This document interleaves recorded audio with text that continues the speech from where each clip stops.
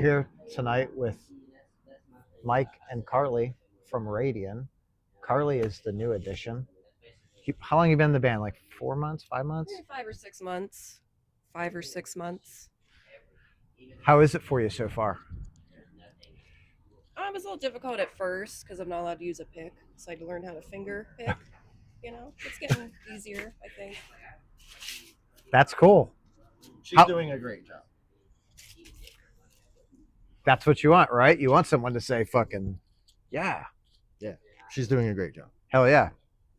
So, you guys, we're here at Metal Monday. Metal Monday at Mag Bar. Yeah, back in May.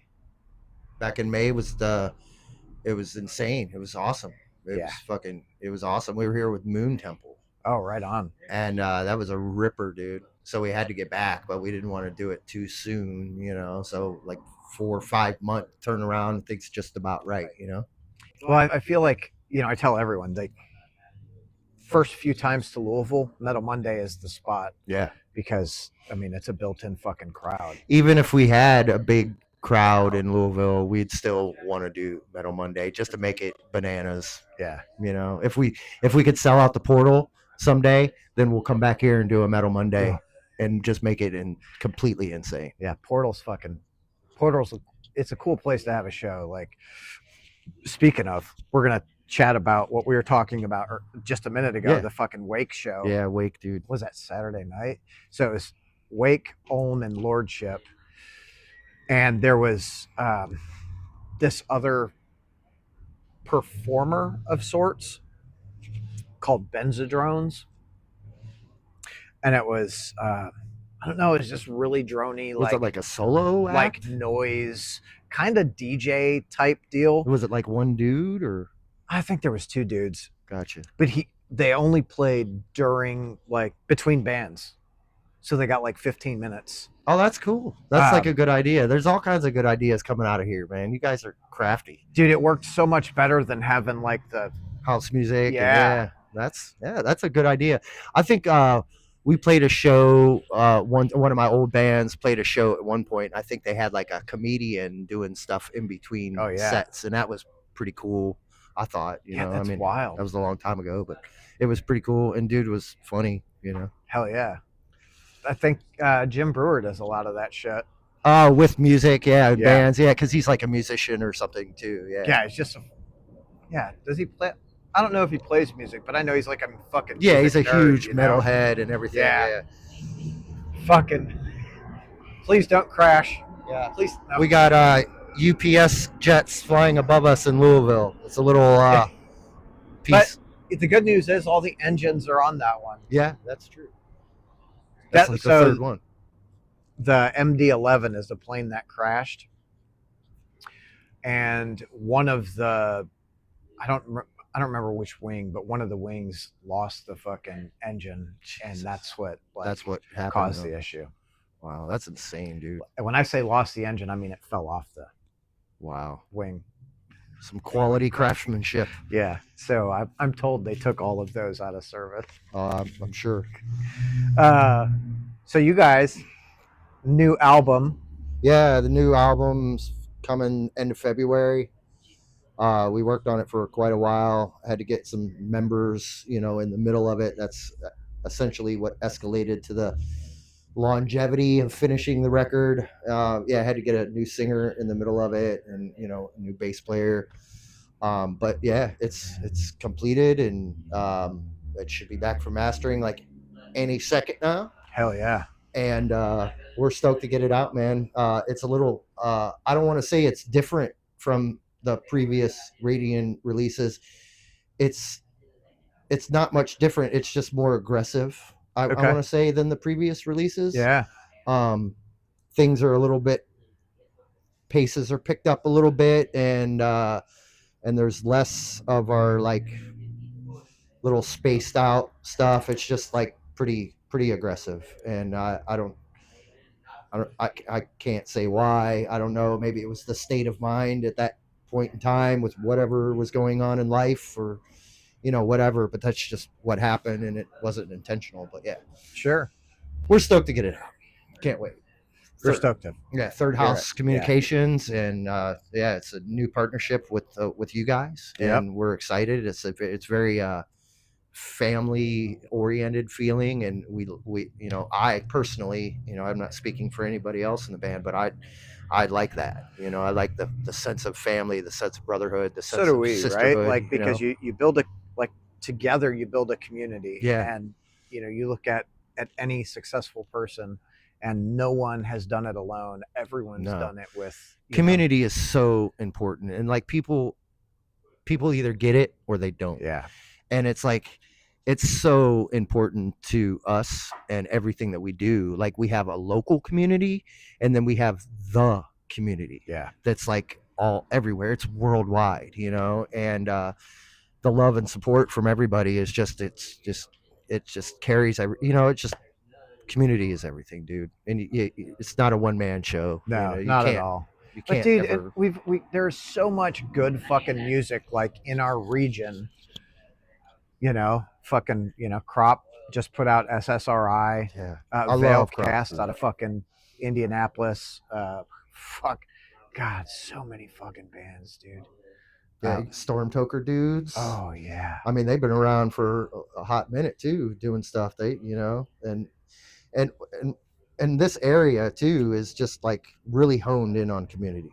Yeah. And that's why I think that I'm so attracted to this area, because it's so community oriented, and that is so important to me, Dude, and I think that's where a lot of people lack. You hear people complain about like their scene or their community, like, oh, no one supports anyone.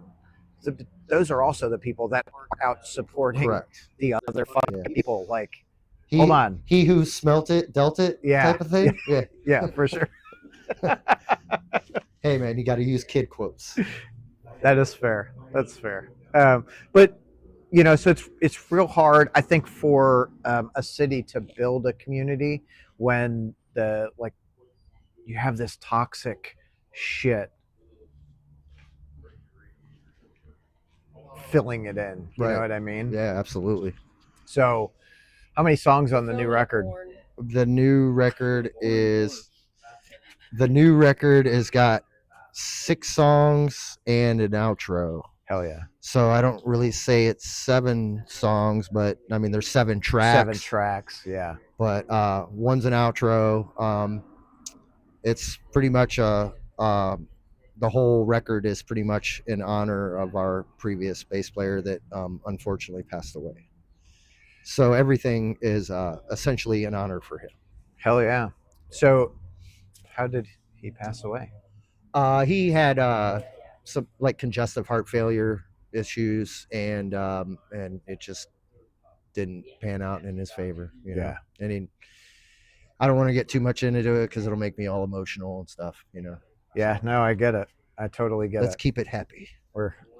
I'm dealing with all that shit right now too. I'm like, yeah, fuck you. Yeah, I'm ready. I'm ready for another night of music. Yes, me too. How many songs in the set tonight? You guys got 30 minutes or something? We've been playing 30 to 45 minute sets. It just depends on what we got for a time slot. I think we're gonna play like 40 tonight. Okay. I think. And it's primarily everything is new off of the new record, except for like two songs. Cool. Is off of Discordian. We're not even playing any songs from Chapters currently at this moment. We've just been kind of honing in on the new stuff and with a new bass player and everything like that. We didn't expect her to learn our whole discography in a month or what. You got to set the bar higher. You got to learn all the discography right now. We got some ideas in the sleeve here. We got some things this fall has been real busy for us. We filmed a video for the first single coming out in a real legendary recording studio in the middle of nowhere, Northeast Ohio. Hell yeah.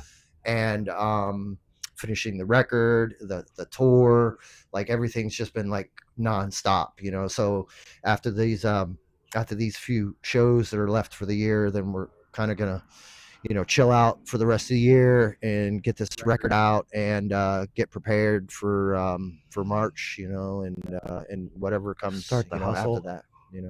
Yeah. Yeah, you guys like Northeast Ohio. You think it's going to be a bad winter? It's hard to say. It's Northeast Ohio. It's the state of the world right now. Yeah, I don't know, man. Like last winter was like brutal, but the winter before that was like nothing. It only snowed like twice, Yeah. and I mean, you just never, you can't gauge anything. Like Northeast Ohio, we get all the lake effect stuff from Lake Erie, and it's like you can't gamble on anything. You just can't. And the summers are brutal hot. The winters are super fucking cold, regardless if there's snow or not. Like it's cold now, you know. I know. So I grew up in Detroit, and of course, when I was a kid, I feel like it snowed all winter.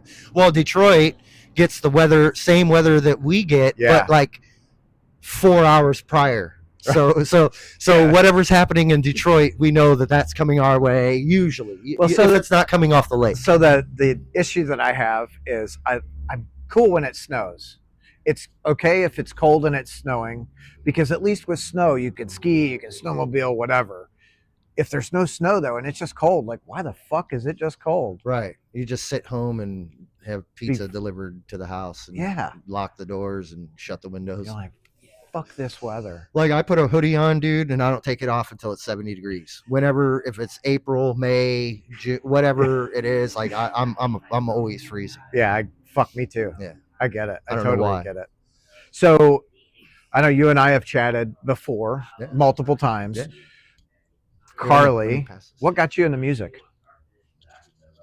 I started playing guitar when I was in middle school. I didn't start playing bass until probably like 7 or 8 years ago. I've only been playing bass in metal bands. Not really any bands I enjoyed. So this is the first one I really enjoyed. Oh, I was like, damn, that sucks. What kind of like metal were the other bands? Like thrashy stuff. Okay. Bands or something. Yeah. Not into like the thrash kind of stuff. You're more into like the doom. I enjoyed playing it, but not listening to it. If that makes sense. Yep. She's totally. Yeah. She likes type. Oh, who's typo? Typo negative. I'm just kidding. Totally just kidding. My daughter's friend came over the other day, and she's a big typo fan. And I was like, come to my office. And I was like, look at their typo discography. She's like, that's so fucking cool. Do you have the Playgirl magazine? No, not really my thing. I got it. I got one framed. It's in my foyer. Hell yeah. Now my wife probably. Never mind. No. Yeah. What happened to the fucking? I don't know. Oh shit. That's so fucked. So how did you come to join Radian? I don't know. I think he just reached out to me one day on Instagram. Like, hey, you want to try out for this? I wasn't sure if I could do it because I've always played with a pick, you know? Yeah. And then when he sent me the songs, I let him sit there for like a month because I was like, I can't play this stuff without a pick. But then I tried and kept doing it all day, every day until I got it. Happy I did it. It's fun to like be challenged and grow your skill. Mm-hmm. Much like an artist. Carly is a tattoo artist. Mm-hmm. Are you in Akron? Canton. Canton. Okay. Kind of the same area. Yeah. Sort of. Like a half hour south. Yeah. Gotcha. Yeah. So not Akron proper, but essentially Akron. Yeah. Mm-hmm. God. Is it really as shitty in Akron as I'm told it is? It's the rubber city, man. It's where all the tire manufacturers come, and they have all left and all came back because there's some chemical makeup in the water that they can't duplicate anywhere else in the world in the process of making tires. That's wild. Yeah.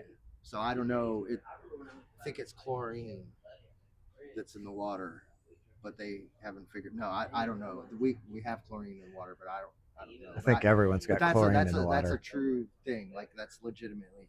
Akron is got some great parts. It's got some great parts, and it's got some not so great parts, just like any city in the country. It's a big industry town, you know, blue collar, you know, rust belt, you know. Yeah, when things are good, things are good. And when they're not, it's like, motherfucker. Yeah. But I mean, the economy right now at this day and age, like anywhere, is so murdered that it's just a struggle like everywhere, you know. It is. It's fucking. A lot of people are having a lot of problems paying their bills right now. Yeah, and then the government shut down and no food benefits for people that are really in need, you know, and it's just Yeah, it's I think they sad. fucking opened that back up though. Did they? Yeah, Yeah. I don't like have like primetime television or any Yeah, me neither. way. I don't pay attention to media really because I just feel like it's all propaganda, but you Because know, it is. yeah, pretty. It's I mean, it's fucking suggestive, It's you know. But clickbait, is what it is. yeah, yeah, Like how bad is this story? Let's make it worse. yeah. Shit's just all weird, and the further we go in years, it just keeps getting weirder and weirder. I mean, 15 years ago, we were like, "Oh, this is weird," and then fast forward now, and it's like 40 times weirder than it was then. So you know, Yeah, it's like, dude, it like gets weirder exponentially Yeah. every fucking year. Like, oh, it can't be any worse than this. a lot of people say. I've heard a lot of people say over the last 2 decades, like, "What's the world coming to?" And I have a simple answer: an end. Oh, for sure. It's coming to an end eventually, you know. I don't think we're too far from it. Like, we won't see it in our lifetime, but it probably won't be long after. Like, It's hard. It's hard telling. But I don't focus on that. I just try to focus on life and living and eating and creating, and that's about it. That's all my life is. the good shit. Yeah, That's all it should be. Hustling to pay bills and to create my craft of whatever that, you know, music, whatever, you know. For sure. Be, So over the next like 12 months, what do you want to do with the band? Well, our goal is to get the record out and essentially live on the road next year and try to promote and build a bigger fan base. And we're just trying to step it up to the next notch, so to speak, you know. Oh yeah. We're hoping for other opportunities, you know, that we're, you know, waiting to hear about or whatnot. But, you know, we've excited about the fucking Acid Bath in March, dude. Yeah, the Acid Bath show will be great. I mean, that's officially a sold out show. And so Cleveland, I mean, it's just like, that's going to be huge for Cleveland because they've been such a pinnacle of, I mean, even though they're a Louisiana band, but there was a small radio station located in a high school in a suburb in Northeast Ohio. It was Streetsboro High School, and it's a suburb. And they have a radio station in the high school, and there's like a vocational program.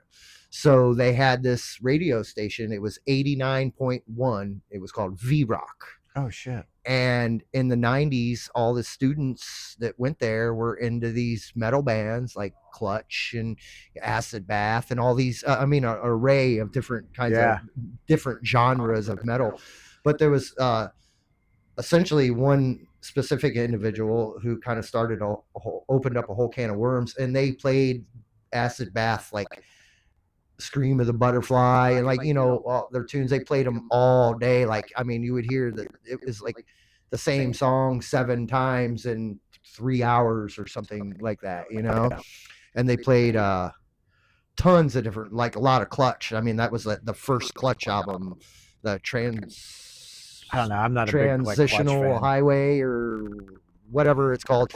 Definitely not right on that, but anyway, they played that. They played Life of Agony. They played a lot of stuff that paved the way for me, even, you know, because I was just like in my late teens, and then there was this radio station that was located in a high school that you would barely within the parameters of even being able to dial it in. Oh yeah, and it's still staticky and shit. We had the same thing. Ours was 89X. I think it was like 89.7 or maybe 88.7. And it was a college station, but they did the same fucking thing, dude. It was, they played all the stuff you wanted to fucking hear. Yeah, and they played so much stuff. Like, they played the same song when it went off the air every night. And they played the same song when they opened the opening credits or what, you know. They played, everything was like the same all the time. So these songs, these Acid Bath songs and these Clutch songs and these Corrosion of Conformity songs that they used became pinnacle key songs in the Northeast Ohio region that could get that radio station, you know, and that's where we learned about new stuff, you know.